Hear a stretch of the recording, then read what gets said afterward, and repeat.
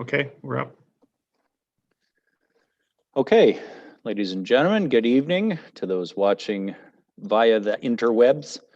I will now call the General Committee meeting to order. General Committee meeting of Barrie City Council. Welcome to our virtual General Committee meeting.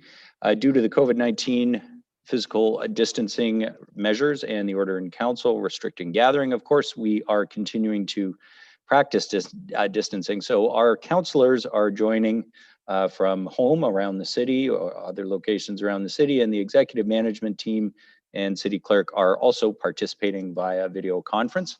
We do have members of the city's executive management team and the senior leadership team here to answer questions and support council's decision making. And they, although they are not visible, they're here to answer questions as we need them. As with all our general committee meetings, we will start with the consent agenda. For the consent items, that's where I read out the title associated with the staff reports and the recommended motions. And the items for discussion, members of the general committee can ask that the item be held so it's discussed further tonight. If the item is not held, the motion that's printed on the agenda is deemed to be approved on consent. There will be no further discussion tonight, and the item will go forward to City Council for consideration at our next meeting, and that is next Monday. So, members of the General Committee, we do have a number of staff reports on tonight's agenda. The first staff report, please indicate if you would like the item held, is with regards to the Patios Everywhere program. No holds. That is approved on consent. Next item is with regards to the sale of a parking lot at 23 Collier Street. No holds on that item. It is approved on consent. We have the 2020 Emerging Musicians Program.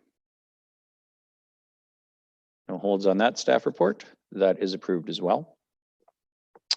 The next item is a staff report regarding pedestrianizing Dunlop Street between Mulcaster and Clapperton, held by Councillor Kungle. Okay. The next item is the 2019 budget and business plan year-end report. No holds. That is approved. And I'll just touch on that when we get to the announcement section of the agenda. The 2019 year-end development charge reports and treasurer's statement. That's the next staff report. Okay, no holds on that item. It's approved on consent. The 2019 annual procurement activity report. No holds on that. It is approved on consent. Those last two items are statutory reports that report to our public on the status of reserve funds and also, of course, the city's procurement activity during the course of the year.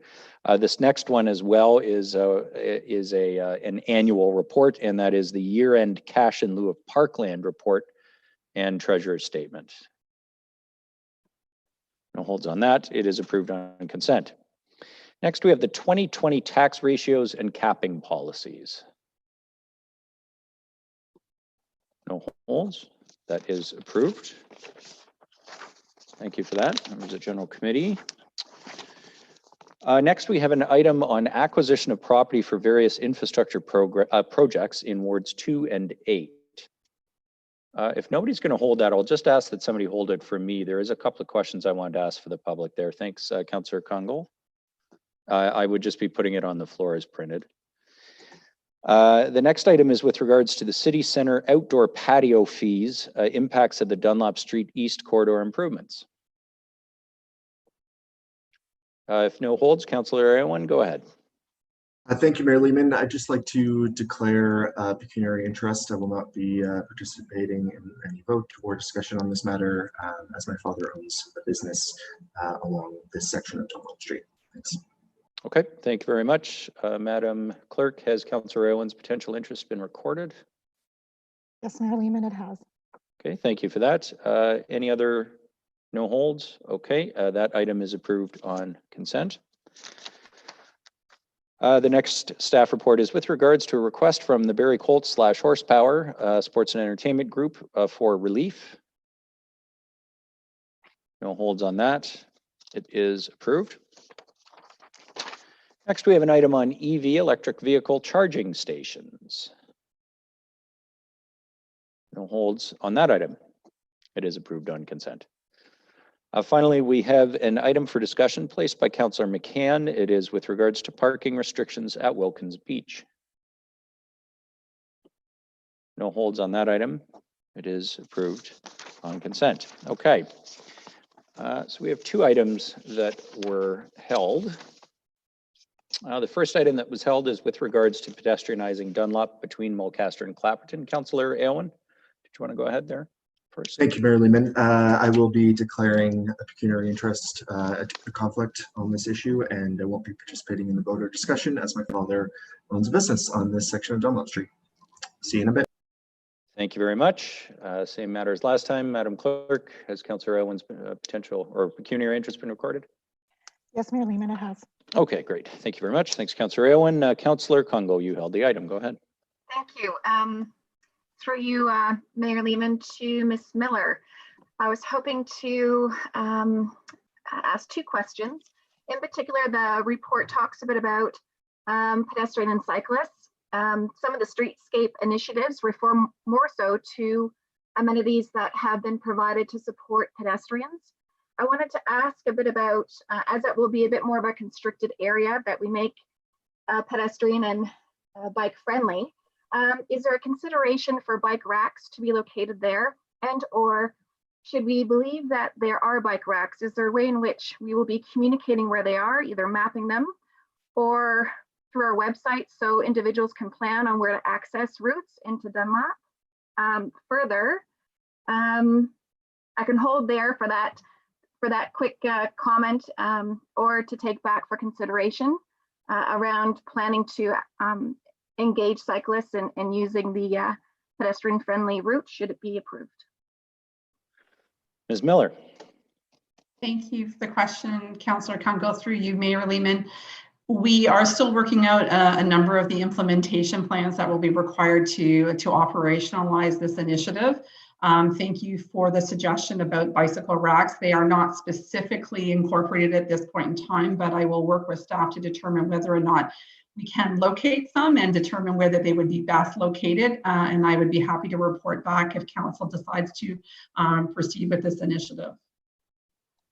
Thank you. And through your worship, again to Ms. Miller, my second question is also if this does move forward, if we could also look at etiquette when we're starting to look at smaller spaces around pedestrian and cyclists, especially when we're talking about interacting in space, whether or not there will be considerations to have a visual bike lane divider, or if there'll be some information that will be included to make sure that there's maybe a dismount or an appropriate understanding of making sure that there's safe interaction between two users. Again, thank you, Mayor Lehman, to Councillor Congo. Those are great suggestions, and I'll certainly take it back and we will work through those details as we finalize the implementation plan if council decides to move forward. That's great. Thank you. No more questions. Thanks, Councillor Congo. Members of General Committee, any further questions, comments, or discussion? Okay, seeing nobody indicating, I would just note that because when we pedestrianized a section of a lakeshore, there were a few folks in the community who did not realize it was a proposed pilot project. It was a temporary measure. They thought it was a permanent measure. This also is a temporary measure, although the point of doing these things, of course, is to see how well they work. The timeline that is in front of General Committee as part of this motion is June 15th to October 15th. Because I imagine there'll be some interest in the item. Ms. Miller, maybe you can just confirm I've got this right, but I think the last update we had is we believe the Owen to Mulcaster section of construction would be complete on or around the time that this would come into effect, so the middle of June. And then the Owen to 5 Points section is scheduled at the moment for the middle of July. Is that that's still correct? Yes, Mayor Lehman, those timelines are correct. Okay. Okay, members of General Committee, the motion's on the floor as printed. I will call the question. Those in favor of the motion as printed? Any opposed? None? That carries unanimously. Thanks, members of General Committee. Councillor Kungo, I thank you for holding the other item for me. There's just a matter I did want to get sort of on record as a public question to staff. I did have the opportunity to briefly speak with staff in this next matter. So that's the acquisition of property for various infrastructure projects. If you don't mind putting that on the floor as printed, that was my intent. So through you, Mayor Lehman, I'd like to motion to put that item on the floor as printed, please. Okay, so the items on the floor is printed. The question I had is for Ms. Miller or Mr. Arania Sundran, if he's on the call. This matter is with regards to the purchase of some property for a number of infrastructure projects, primarily related to storm drainage. And as I'm sure everybody is aware, as we got a reminder of last night, storm drainage is a real issue in areas of the city where the capacity does not meet the growing demand of our changing climate. The piece that I went back to staff on, and I wanted to ask the question publicly as well, is whether there are opportunities for us to create walking paths along some of these corridors.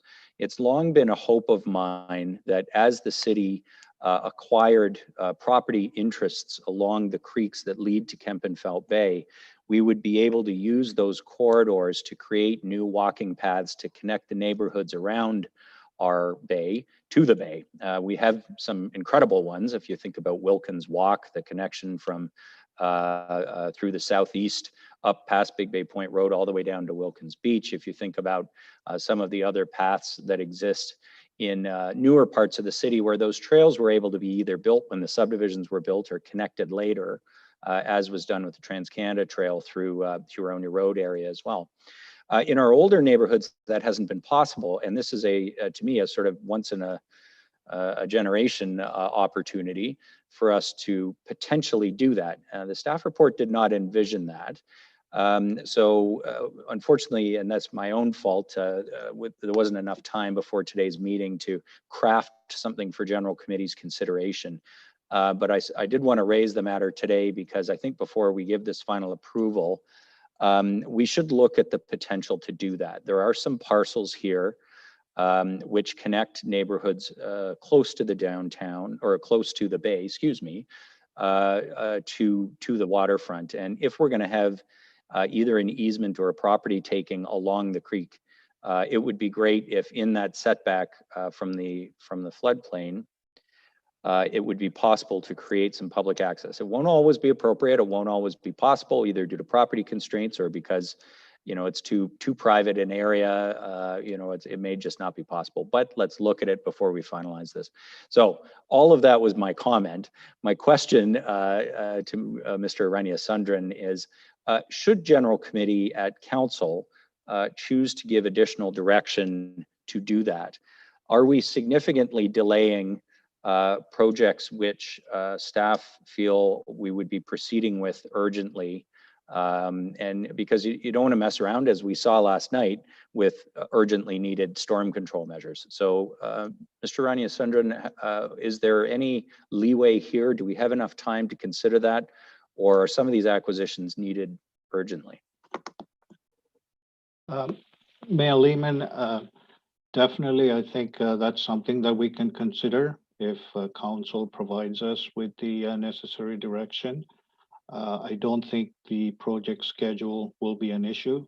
Obviously, we would have to look at it on a case-by-case basis to make sure that the connectivity at both ends are there. But if council provides us with the direction, that's something that staff can definitely consider and incorporate within the overall design where it's appropriate.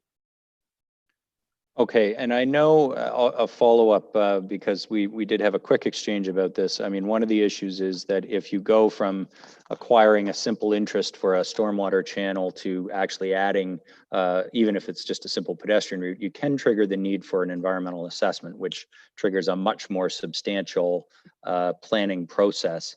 I guess, well, rather than trying to put you on the spot tonight, Mr. Rania-Sundrin. I think I will ask some more questions as follow-up, and I would like to address this matter when it comes back to council next Monday. I think the ward councillors, these properties are spread around the city, although there are a number in the areas close to the lake in wards 2 and 8. Sorry, they're spread around those 2 wards. So I will contact councillors Harris and Owen as well. But I think you know, if it's possible for us to do this, we should at least look at it. And if it's going to be either you know, a cost that is relative to the benefit, not worth it, council can make that decision with the benefit of staff's recommendation. So I'll leave that one there. I'm fine with the motion as printed going forward with the intent of addressing it next week at council. And obviously, I guess the closing comment I'd make, members of general committee, is it's not all the properties, of course. There's 3 or 4 here that I'm particularly interested in because, for example, the Bradford Street acquisition, the properties beside Barry by the Bay, that runs right beside a industrial property, and it connects to the eco park, which then of course connects to the waterfront, and we have significant development coming in the area. So that now's the time, right? Councillor Harris and Owen, I'll be in touch, and I'm happy with the motion to go forward for tonight if general committee is. Any further comments or questions on that one? Okay, then I will call the question on it. Those in favor of the motion on the floor, please indicate. Any opposed? None. That carries. Okay, that actually deals with the 2 items that were held, and believe it or not, it brings us to inquiries at all of 17 minutes after 7. Deputy Mayor Ward, do you have any inquiries of staff? I have none. Members of general committee, any inquiries of staff? Okay, seeing none, I'll go on to announcements. Deputy Mayor Ward, any announcements? I have none. Okay, Councillor Natalie Harris, I believe you had an announcement. Thank you, Mayor Lehman. I just wanted to let the city know that it is Paramedic Services Week. And even though the paramedic services are with the County of Simcoe, it's obviously so important that we acknowledge the amazing work they always do, but especially during this time with the pandemic, they have to work even extra hard to make sure that they are, you know, using PPE almost every call. It's a lot of work, but I know how compassionate and dedicated they are to taking care of the patients. And, they absolutely deserve a week of celebration. So maybe, you know, to anyone out in the city watching this, maybe post something on social media and hashtag Paramedic Services Week and thank your paramedics for the amazing work they're doing. And that's it. Thank you. Thank you, Councillor Harris, and to all our paramedics, if any are watching, and those who hear the message eventually, we obviously thank you for your work. I have heard, of course, we sit on Human Services Committee of County Council, Councillor Riepma, Deputy Mayor Ward, and Councillor Kungle and I. And we do know that in some cases, the effect of COVID has inhibited people from calling because they don't want to go to the hospital. And unfortunately, that has also led to an increase in acuity in some calls. And basically, the calls are tougher. So what was a tough job before got made extra tough by COVID in terms of the PPE and the need to run COVID calls themselves.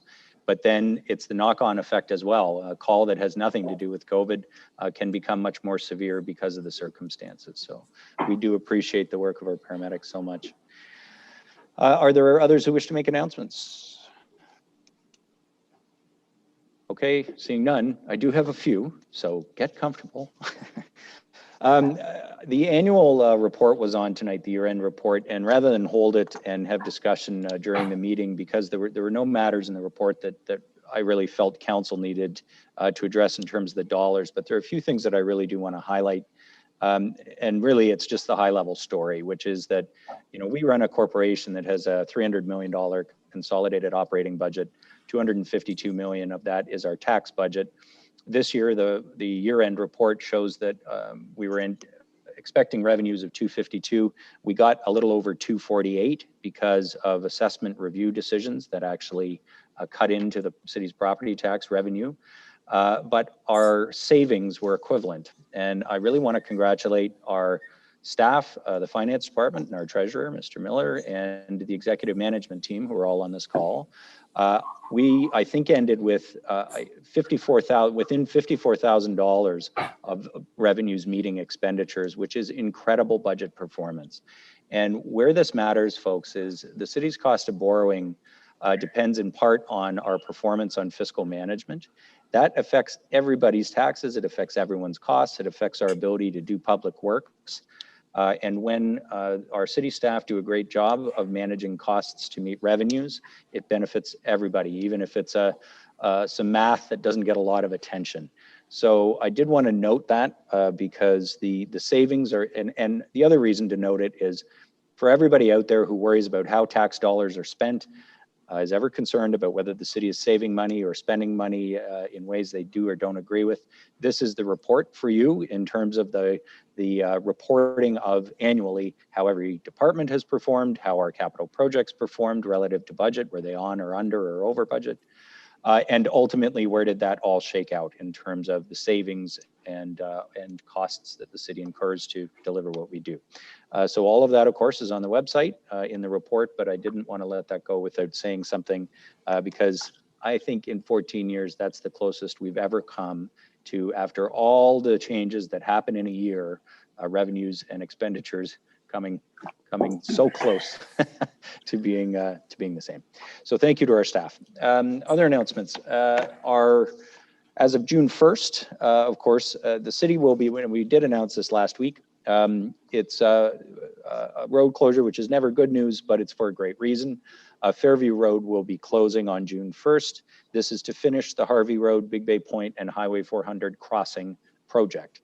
The closure will affect Fairview from west of Bayview to just south of the en route service center. So it's basically the curve and the lead up to the big curve that's has been built up.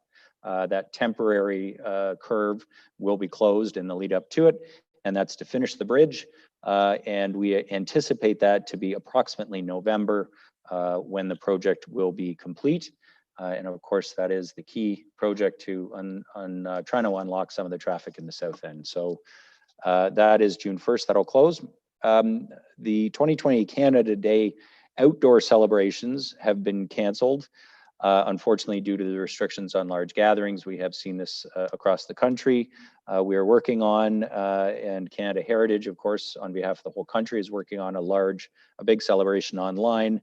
But unfortunately, due to the pandemic, we have had to cancel the Canada Day celebrations, as was announced a little while ago. I did want to make another note of the Together at Home digital hub and the Seniors Without Walls programs. Together at Home is the digital hub on buildingbarrie.ca, which is activities for kids to keep residents and families active and entertained at home. Seniors Without Walls is phone-based, and that is an opportunity for seniors to socialize and also attend talks and classes on a schedule of programming that our seniors, 55 plus folks, have put together in the time that they cannot gather, that we cannot use our community facilities. You can call 739-4223 or email recreation.information@barrie.ca with regards to that program. Okay, I do want to remind everyone, notwithstanding, I want to thank everybody in Barrie, first of all, for their respect for physical distancing, especially on the weekend. We had some incredibly warm weather. It would have been very easy for people to try and skirt the rules and use things like park equipment or the beaches. We had very, very little of that. And by and large, I was down on the waterfront, as were many, over the course of the weekend. And it's just, everybody was doing such a great job. We have a lot to be proud of as a community in the way we've responded to COVID. And again, this weekend, there were a few, and to those few, please respect social distancing. We are still trying to get out of this. As we've seen, the Ontario case numbers are still stubbornly high. So the distancing restrictions are still in effect, and our bylaw is still in effect regarding no gatherings of 5 or more and the 2-meter distancing when you're in public space. And of course, our beaches and the outdoor playground equipment, the waterfront fitness equipment, splash pads have to remain closed until the province reopens them. So that is part of the provincial emergency order. I know it can be frustrating, but thank you for continuing to observe those orders. One thing we did see on a fair number of occasions this weekend in the parks was dogs off leash. You got to keep them on leash as we encourage families and kids to use the parks and everything else. It is important that you keep your dog on their leash. We do have the dog off leash park in the city, which is open again. But when you're in any other park, your dogs must be on a leash.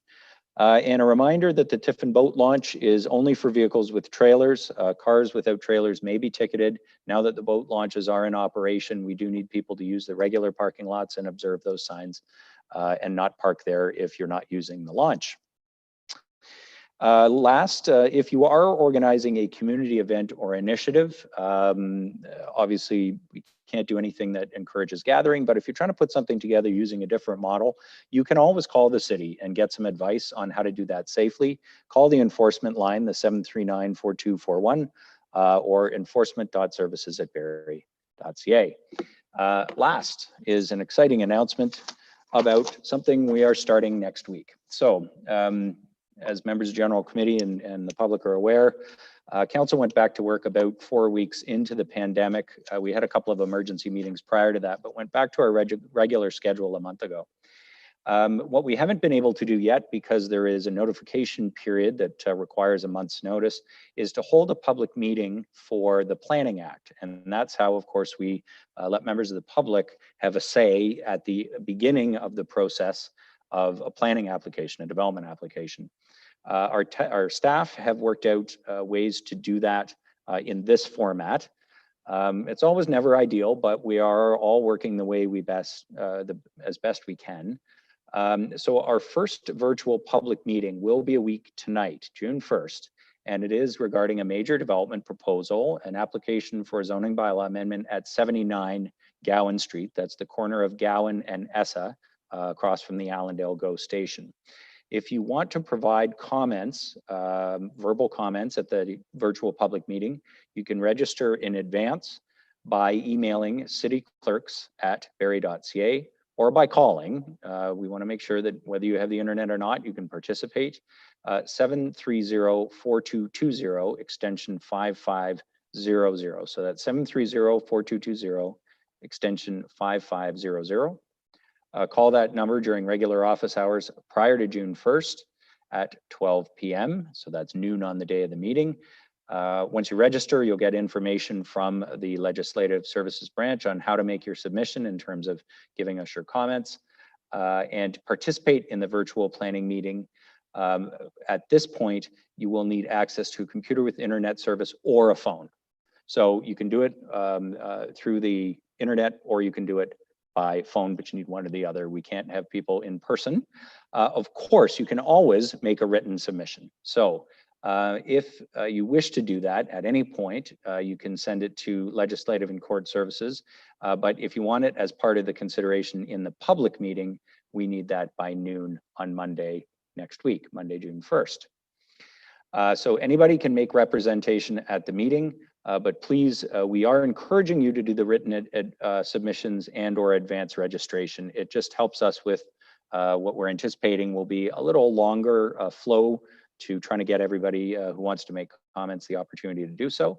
But I'm pleased to tell you we've already had some interest, and for anybody out there who wishes to be part of this process, we bear with us as it will be our first meeting, but we're trying to make that available to anybody who wishes to. Okay, that completes my long list of announcements. Comments on the circulation lists, members of General Committee. First, the May 11th circulation list. This is just the May 11th circ list. Any items from May 11th, please indicate. Okay, seeing none. May 14th circulation list. Anything from May 14th list? Okay, I think I saw a couple signs, I'm guessing, for tonight's. Councillor Morales, Councillor Kungl, and Councillor Thompson. We'll go in that order. Councillor Morales. Thank you, Mayor Lehman. I just wanted to kind of hold or speak to A3. So that's regarding the employment conversion lands. I want to refer it to the next planning committee meeting. And I believe referrals are non-debatable, but just to kind of give the rationale, there's lots of very, very important consequences, outcomes for deeming certain areas for the employment conversion land. So I think that this is definitely consideration using staff's information, but having council's ability to provide input, judgment, and adjustments at the next planning committee meeting. So I would like to, and I checked with the city clerk, so I believe I'm following procedure. I'm happy to be corrected. If I'm mistaken, I would be referring the A3 to the next planning committee meeting. Okay, and just to confirm, it's planning committee or city building committee, the reference committee that you're looking for? I was told that either or would work. So I'm keeping it with planning committee, but again, I'm keeping depending on our volume and what it's appropriate. Okay, so the referral, Madam Clerk, when is the next meeting? Do we have a scheduled meeting of planning committee yet? I know we're looking at some. Through you, Mayor Lehman, to Councilor Morales, we have June 1st is our first planning meeting. Oh, I'm sorry. Of course, we are doing a planning committee as I was just talking about. So that's not at general. We're actually calling planning committee to do the first. Yeah, I'm sorry. Okay, so that would be next week. Councilor Morales, that's where you want to refer it? Correct. And you knew this because you announced it earlier. You were just testing us. So. Yes. Yeah, right. Yeah, let's go with that. Thanks for that. Okay, the motion's on the floor to refer A3, which is the employment land conversion memo, to planning committee next week. I'll call the question. Those in favor of referring the item? Nobody opposed? Okay, we'll put it on the agenda for June 1st. Thanks for that, Councilor Morales. Councilor Kungl. Yes, thank you. I'd like to hold item A2 and A5. Okay. Which one would you like to speak to first? A2, please. Okay, go ahead. So A2 is the memo regarding the future of waste management for the city of Barrie, waste and circular economy framework. And before I pose a question through you, your worship, to Ms. Miller, I actually wanted to take this opportunity on the topic of waste management to acknowledge the outstanding efforts by the waste team. So hearing a lot from residents around the importance of the work that you've been doing and keeping essential services operating during this challenging time.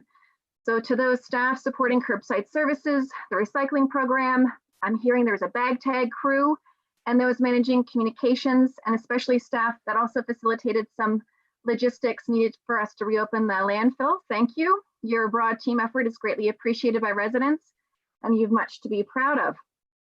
On the memo of note, I was going through some of the details that talk a bit about the projected landfill lifespan to 2035, and also reference to stagnation with respects to some of the early improvements we've seen around landfill diversion.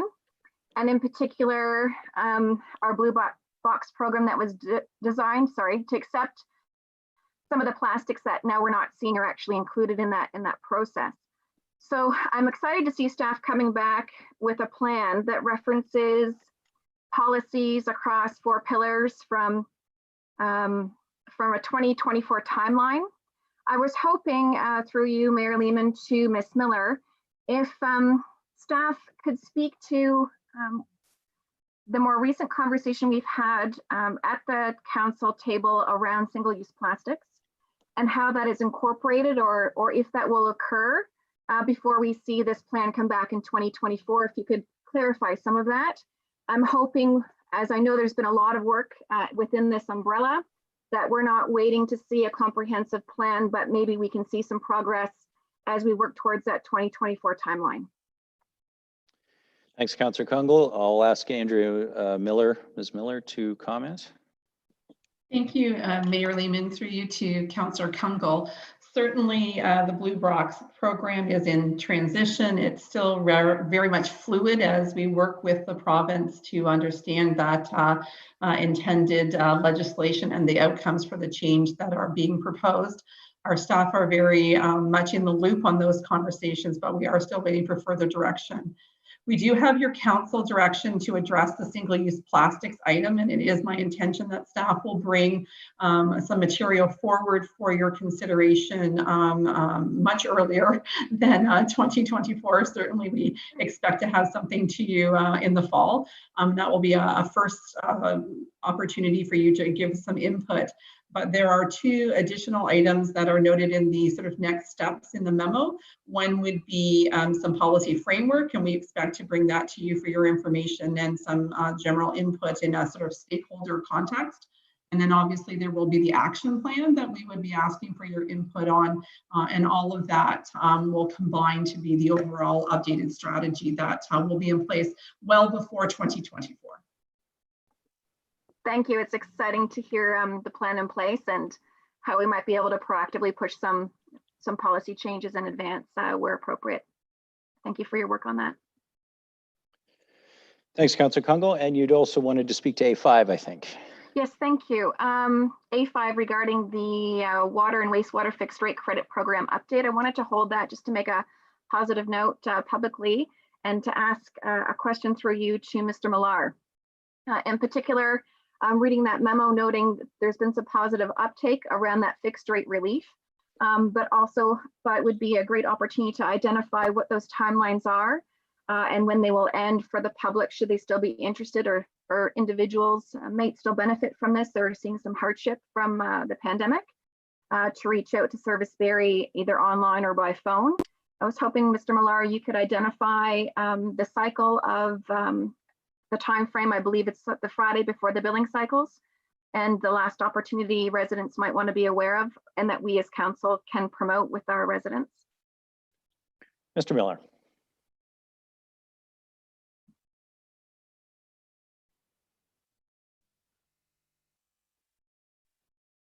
We just got to get Mr. Miller off mute. Sorry about that, Mayor Lehman. I'm talking to myself here. Thank you for the question. It was a great question.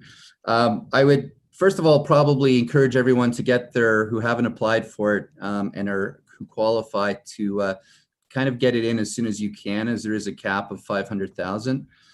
Having said that, we do bill on a 8-week cycle. So we bill about over 5,000 bills a week.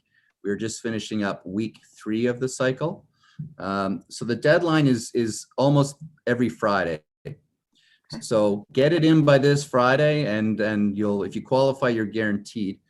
Then what we can do is we can post on our website the timelines for the next five cycles when those final dates are, just to give a little bit more clarity. It's almost like a zone, a billing zone. So we can post that tomorrow.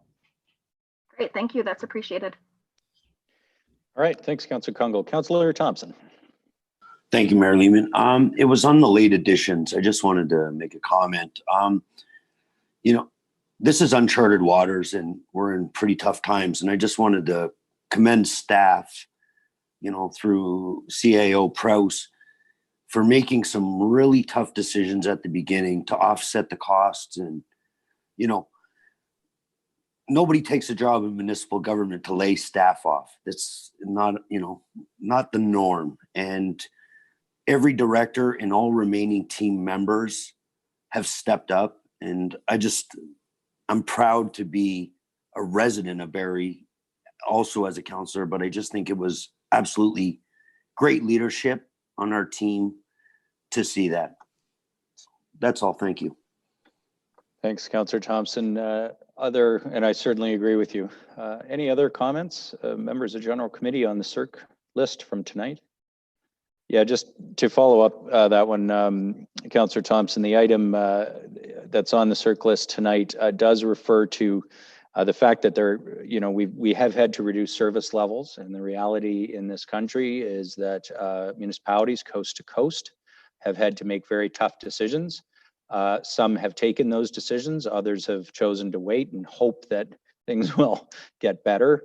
That is often not the best way to serve our residents, to end up in greater financial difficulty. It is always tough to restrict service, as you say, and it is even more difficult to make changes to people's work terms and certainly to lay people off. That said, I think the memo refers to some of what has been accomplished as we tried to respond to this new fiscal environment. It also notes, and thank you for mentioning it, Councillor Thompson, there's a paragraph in here that notes, with the opening of parks in the coming days, soccer fields, baseball diamonds, basketball courts, staffing levels will be increased immediately to provide appropriate service levels. The same is true for addressing litter pickup and increased garbage at the waterfront. The cost to bring back these staff are an estimated about $300,000. That could contribute to what we're anticipating by way of year-end deficit. But I think it's also worth noting that our staff have heard the concerns around garbage and cleanliness in some of the parks. And because the parks are reopening, we're able to bring some staff back.